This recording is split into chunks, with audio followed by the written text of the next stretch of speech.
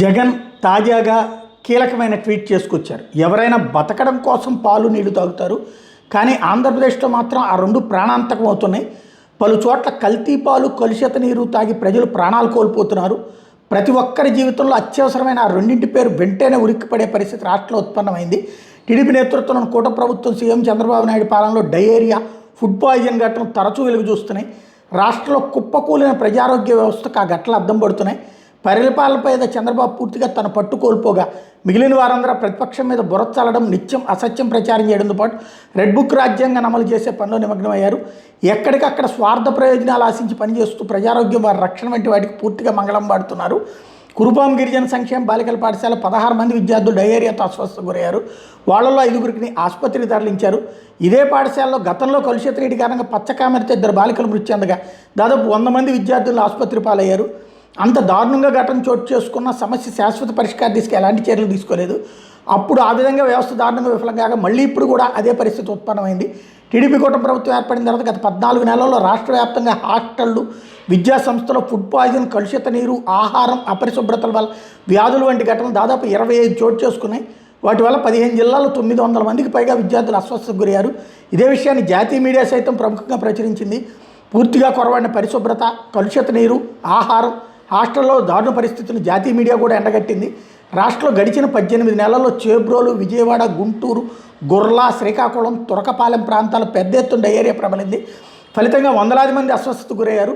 డజన్ల కొద్దీ మరణాలు సంభవించాయి. ముఖ్యంగా కలుషిత నీరు, అపరిశుభ్రత అందుకు ప్రధాన కారణాలు అయితే ఇదేమీ ఆషామాషి వ్యవహారం లెక్కలు కావు. ప్రభుత్వ నిర్లక్ష్యం, హాస్టళ్లపై పూర్తిగా కొరవడని పర్యవేక్షణ, వ్యాధులు ప్రబలకుండా తీసుకోవాల్సిన జాగ్రత్తలు, చేపట్టవలసిన చర్యల్లో వైఫల్యానికి అద్దం పడుతున్నాయి. గత వారం పరిస్థితి మరింత దారుణంగా మారింది. శ్రీకాకుళంలో కలుషిత నీరు కారణంగా తీవ్ర డయేరియా వ్యాప్తి చెందింది. 5గురు ప్రాణాలు కోల్పోయారు. దాదాపు 200 మంది ఆసుపత్రులు పాలయ్యారు. అతిసారం ఇన్ఫెక్షన్తో పలు కుటుంబాలు తల్లడిల్లాయి. ఎప్పటికప్పుడు నీటి నాణ్యత పరీక్ష, సురక్షిత నీటి సరఫరా కోసం తగిన మౌలిక వసతుల కల్పన, నిర్వహణ ఇలాంటి దురదృష్టకర ఘటనలు చోటు చేసుకున్నప్పుడు వేగంగా స్పందించి నష్ట నివారణ చర్యలు తీసుకోవడంలో వైఫల్యాన్ని స్పష్టంగా చూపాయి.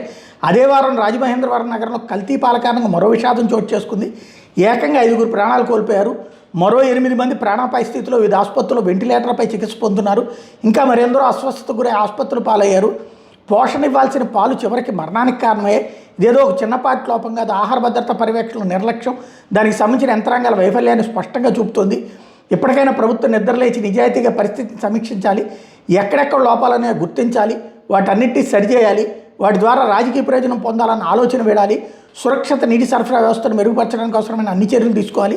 ఆహార భద్రత పర్యవేక్షణ వ్యవస్థను మరింత బలోపేతం చేయాలి. పరిశుభ్రత ప్రమాణాలు కఠినంగా అమలు చేయాలి. వీటన్నిటి మీద చిత్తశుద్ధితో పనిచేయాలి.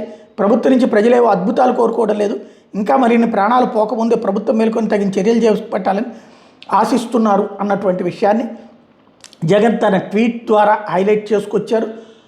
ఏదైతే పేపర్లలో వస్తున్నటువంటి వార్తల్ని ఉటంకిస్తూ ప్రత్యేకించి రాష్ట్రం పరువు పోతోంది, అలాగే ప్రజల ప్రాణాలు పోతున్నాయి, చూసుకోండి అన్నటువంటి ట్వీట్ చేసుకుంటూ వచ్చారు.